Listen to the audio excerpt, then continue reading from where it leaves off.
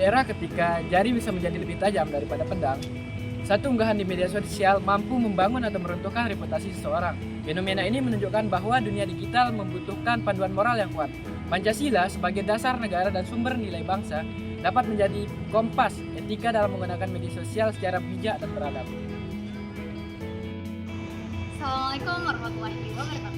Halo semua, kami dari kelompok 6 program studi statistika kelas A, Fakultas Matematika dan Ilmu Pengetahuan Alam akan membahas tema Pancasila sebagai fondasi etika bermedia sosial, upaya pembentukan keadaban publik di era digital. Melalui tema ini, kami ingin menunjukkan bahwa nilai-nilai Pancasila dapat dijadikan sebagai pedoman dalam bermedia sosial secara bijak, beretika, dan mencerminkan keadaban bangsa. Adapun materi yang akan kami bahas pada kesempatan kali ini, yang pertama adalah landasan konseptual dan teoritis, yang kedua, implementasi nilai-nilai Pancasila sebagai fondasi etika digital, yang ketiga, tantangan etika digital di media sosial, serta peran literasi digital dan stakeholder dalam menjaga keadaban publik. Sebelum kami masuk ke pembahasan lebih lanjut, izinkan kami untuk memperkenalkan diri terlebih dahulu. Yang pertama ada Afifah Nairatus Sofia dengan NIM G1F025100013. Kemudian yang kedua ada Baik Siti Aminah dengan NIM G1F025100019. Yang ketiga ada Dita Derita Putu Saudade dengan NIM G1F025100021. Kemudian yang keempat ada Sera Stefani dengan NIM G1F025100037. Dan yang terakhir ada Tabrani Ali dengan NIM G1F025100059. Pesatnya perkembangan teknologi digital saat ini telah banyak merubah cara masyarakat Indonesia untuk berinteraksi dan berkomunikasi. Salah satu dampak dari pesatnya perkembangan teknologi digital saat ini adalah mudahnya untuk mengakses berbagai informasi. Namun, kebenaran ini pisau bermata dua, di mana muncul juga berbagai persoalan seperti persoalan etika berupa cepatnya penyebaran informasi hoax atau informasi yang menyesatkan, kemudian tingginya cyberbullying karena anonimitas yang merajalela, kurangnya empati dalam berinteraksi di media sosial, serta eksploitasi terhadap keamanan data pribadi. Maka dari itu diperlukan nilai-nilai fundamental yang dipegang teguh oleh masyarakat Indonesia, yaitu melalui Pancasila dengan nilai-nilai yang terkandung di dalam 5 silanya.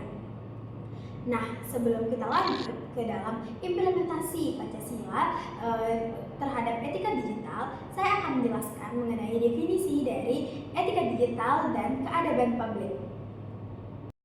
Etika digital adalah seperangkat prinsip moral yang mengatur individu dalam menggunakan teknologi dan berinteraksi di media sosial atau di dunia maya. Menurut Kominfo, etika digital sangat penting untuk diterapkan di ruang digital sehingga dapat menciptakan lingkungan yang aman, produktif, dan beradab sesuai dengan nilai-nilai hukum dan moral. Yang kedua, keadaban publik. Menurut Edward Steele, keadaban publik adalah sikap dan perilaku mengakui hak-hak orang lain dalam masyarakat yang diwujudkan melalui kesopanan, toleransi, dan penghormatan terhadap norma-norma yang berlaku.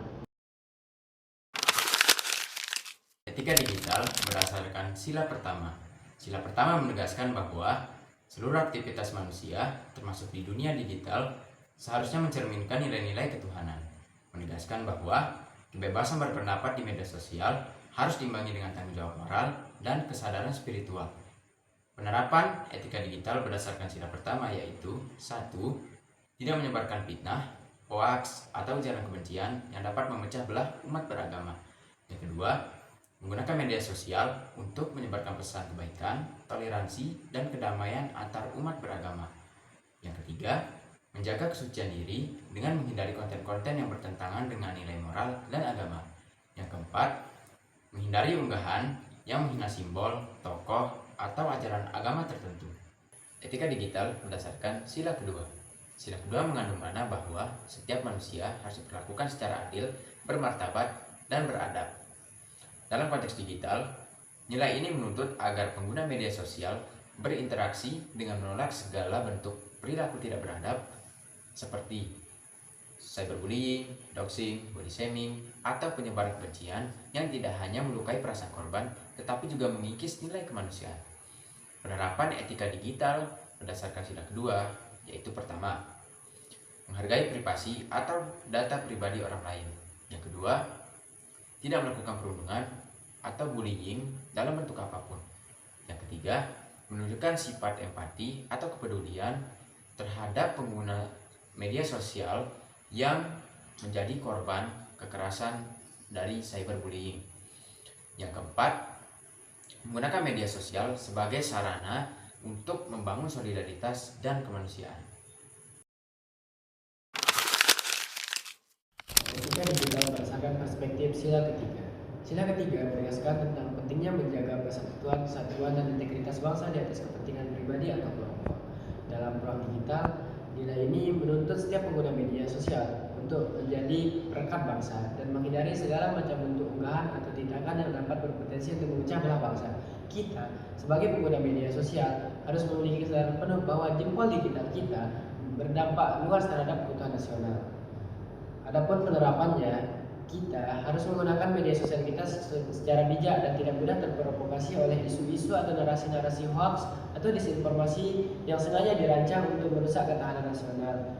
Kita juga harus menghindari dan tidak menyebarkan konten-konten yang bersifat sara atau diskriminatif yang dapat memicu konflik maupun perpecahan. Sebaiknya kita menggunakan media sosial kita untuk mempromosikan budaya, bahasa, dan nilai-nilai lokal lainnya yang dapat memperkaya identitas nasional. Selanjutnya, etika digital berdasarkan perspektif sila keempat. Sila keempat menekankan prinsip demokrasi, musyawarah, dan kearifan dalam pengambilan keputusan. Dalam konteks digital, nilai ini berarti bahwa kebebasan berekspresi harus digunakan secara bertanggung jawab dan selalu mengedepankan kebijaksanaan kolektif. Adapun penerapannya, kita harus menghargai dan menghormati hasil polling atau keputusan yang dilakukan secara demokrasi melalui platform digital. Kita juga bisa mengikuti diskusi digital dengan argumen-argumen yang rasional dan berdasarkan fakta atau data yang valid, bukan hanya sekadar narasi-narasi hoax atau emosi belaka. Kita juga bisa menggunakan platform digital kita untuk meninjau kinerja pemerintah atau publik secara konstruksi, bukan hanya sekadar mengkritik tanpa adanya solusi. Etika digital berdasarkan perspektif sila kelima. Sila kelima bertujuan untuk mewujudkan keadilan sosial bagi seluruh masyarakat. Dalam konteks digital, nilai ini menuntut adanya akses, perlakuan, dan manfaat digital yang adil merata, serta mencegah adanya kesenjangan sosial atau divide digital. Adapun penerapannya, kita bisa menggunakan media sosial kita untuk menyuarakan isu-isu ketidakadilan sosial dan membantu kelompok yang rentan serta menggalakkan dana bagi mereka yang membutuhkan. Kita juga bisa mendukung konten-konten yang bertujuan untuk meningkatkan literasi digital bagi seluruh lapisan masyarakat, terutama mereka yang kurang beruntung. Etika komunikasi tidak hanya mengajarkan bagaimana cara berkomunikasi, tetapi juga menanamkan rasa hati-hati yang dapat menahan diri dari perilaku yang merugikan diri sendiri dan juga orang lain. Nah, di era globalisasi ini, kemudahan berbagi informasi kian meningkat. Hal ini sejalan dengan adanya persoalan etika yang kerap kali terjadi. Persoalan ini dapat diakibatkan karena adanya rasa kurang tanggung jawab dari para pengguna media sosial dalam berkomunikasi. Adapun tantangan-tantangan dalam etika komunikasi yang pertama yakni adanya informasi salah atau hoax. Salah satu tantangan terbesar dalam etika komunikasi adanya berita menyesatkan atau hoax. Hoax ini sendiri merupakan suatu berita yang disajikan dengan cara yang tampak jelas, namun belum memiliki dasar kebenaran yang tepat atau kebenarannya belum dapat terverifikasi. Nah, adanya berita hoax ini dapat memunculkan adanya keresahan di dalam masyarakat. Fenomena terkait berita hoax ini dapat kita lihat pada pemberitaan COVID-19 dan juga adanya informasi terkait politik untuk menghasut beberapa pihak tertentu atau yang biasa kita sebut dengan kampanye hitam. Tujuan dari berita hoax ini sendiri ayatnya adalah untuk penelitian mengetahui opini publik, dan juga meningkatkan penggunaan media sosial bagi para pengguna. Yang kedua, anonimitas dan kurangnya akuntabilitas. Masalah serius lainnya dalam berkomunikasi yakni meningkatnya cyberbullying yang diakibatkan oleh pengguna anonim di dalam media sosial. Cyberbullying ini sendiri menurut Kolsky dan Limber merupakan salah satu pelecehan yang dilakukan secara online, baik berupa pesan, email maupun forum online lainnya. Menurut UNICEF, kegiatan ini atau cyberbullying ini bertujuan untuk menakut-nakuti, membuat seseorang menjadi marah dan mempermalukan seseorang yang menjadi target cyberbullying. Fenomena ini tidak hanya menyoroti bagaimana kebebasan berekspresi di media sosial, tetapi juga menekankan tentang pentingnya etika dalam berkomunikasi. Kemudian yang ketiga, yakni rentan toleransi dan empati. Kurangnya empati merupakan salah satu permasalahan umum yang terjadi di media sosial. Empati sendiri merupakan kemampuan seseorang untuk memahami dan bersimpati terhadap keadaan emosional seseorang dan meresponnya secara positif. Adanya empati dapat menciptakan interaksi yang harmonis dan efektif. Namun di era komunikasi yang kian canggih ini, pengguna dituntut untuk berkomunikasi secara singkat dan minim interaksi sehingga membuat seseorang kurang dapat memahami bagaimana perasaan orang lain. Yang keempat, eksploitasi dalam penggunaan data pribadi. Kemajuan teknologi digital membawa masalah serius terkait dengan penggunaan dan integritas data pribadi. Banyak sekali media sosial dan juga berbagai platform berisiko yang sudah mengumpulkan data pribadi tanpa izin eksplisit dari pemiliknya. Hal itu tidak hanya melanggar privasi pengguna, tetapi juga memberikan konsekuensi bagi ekonomi dan sosialnya.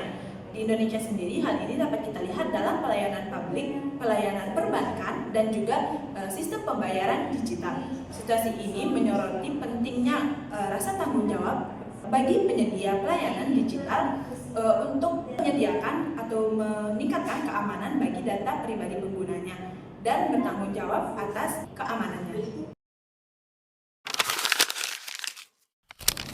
Literasi digital hadir untuk menjembatani kesenjangan antara etika normatif dan perilaku praktis di media sosial.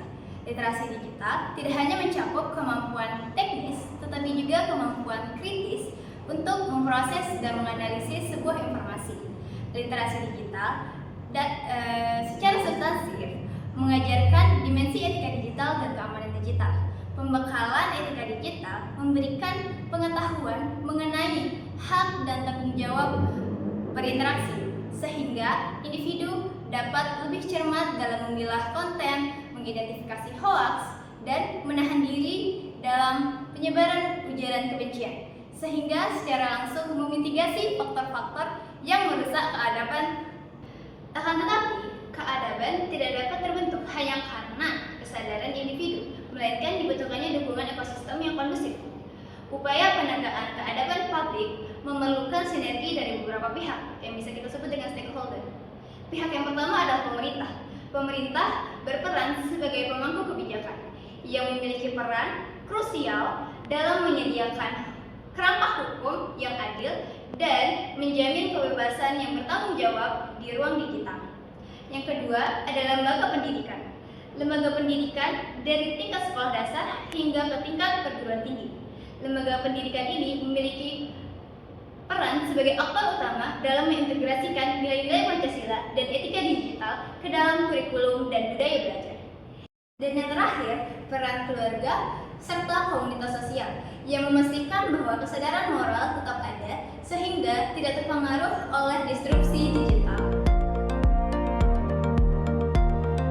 Dari pemaparan materi tersebut, kita dapat menarik kesimpulan bahwa Pancasila secara menyeluruh berfungsi sebagai dasar utama etika dan keadaban publik digital bagi bangsa Indonesia, di mana setiap sila Pancasila mengintegrasikan nilai-nilai yang relevan untuk menjawab berbagai tantangan zaman. Maka sinergi antar pemeran sangat diperlukan untuk dapat terwujudnya keadaban publik yang sesuai dengan panduan nilai Pancasila baik di dunia maya maupun di dunia nyata. Sekian video dari kelompok kami, kurang lebihnya mohon dimaklumi. Thank you for watching. Wassalamualaikum warahmatullahi wabarakatuh.